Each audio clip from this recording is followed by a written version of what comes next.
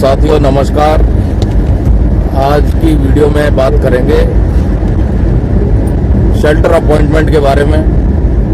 Service 15 साल से कम है और लो मेडिकल कैटेगरी अगर आप हो चुके हैं तो रिकॉर्ड ऑफिस को आपका शेल्टर अपॉइंटमेंट सर्टिफिकेट भेजना पड़ता है। अब सवाल जो सबसे बड़ा खड़ा होता है कि 15 साल से कम सर्विस है तो क्या आपका शेल्टर अपॉइंटमेंट अगर विड्रॉ कर लिया जाए या आप खुद अनविलिंग कर दें तो आपको पेंशन मिलेगी या नहीं। इस चीज को समझने के लिए पहले डिसेबिलिटी पेंशन को समझना पड़ेगा। अगर आप लो मेडिकल कैटेगरी हैं तो पहला तो आपकी डिसेबिलिटी एट्रीब्यूटेबल टू या एग्रावेटेड टू मिलिट्री सर्विस होनी चाहिए। दूसरा, अगर आरएमबी करा करके जा रहे हैं तो मिनिमम 20% चाहिए ही चाहिए।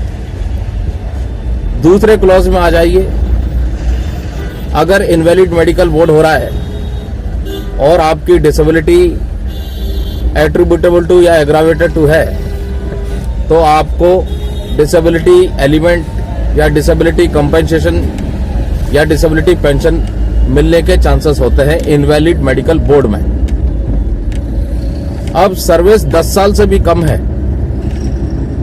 और नाइदर एट्रीब्यूटेबल टू है नॉर एग्रावेटेड टू है और आपको इनवैलिड आउट किया जाता है तो आपको डिसेबिलिटी पेंशन तो मिलेगी नहीं, दूसरा इनवैलिड पेंशन भी नहीं मिलेगी। लेकिन उसमें भी कुछ कंडीशन है। इनवैलिड पेंशन भी आपको तब मिलेगी जब मेडिकल रिकमेंडेशन ये होगी कि आप अनफिट फॉर मिलिट्री ड्यूटीज और अनफिट फॉर सिविल री एम्प्लॉयमेंट के लिए है।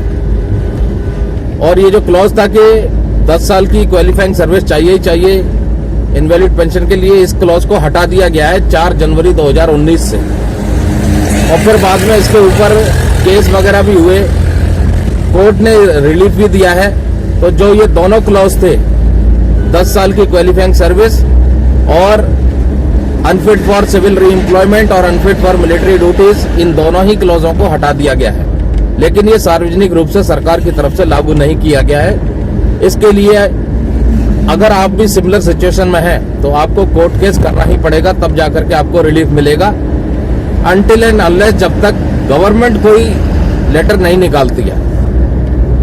दोस्तों, अपने low medical category, RIAB, pension, disability pension, shelter appointment, willing unwilling, इन सब चीजों के बारे में समझने के लिए आप हमसे संपर्क कर सकते हैं। इस नंबर पर कंसल्ट कर सकते हैं।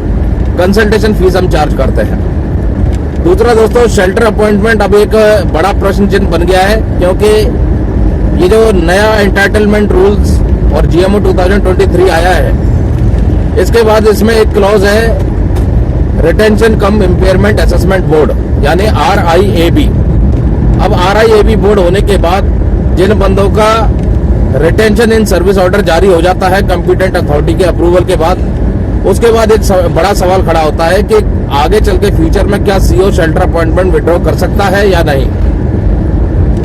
मौजूदा प्रोविजंस के हिसाब से तो कर सकते हैं, लेकिन RIAB बोर्ड होने के बाद और रिटेंशन इन सर्विस ऑर्डर जारी होने के बाद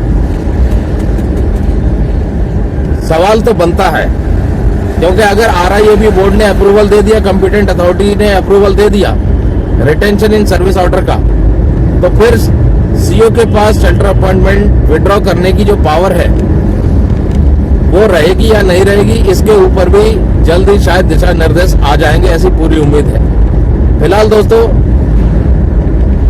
disability pension, disability element, impairment relief, capitalised impairment relief, RIAB और सर्विस से रिलेटेड जानकारी के लिए हमसे संपर्क करें।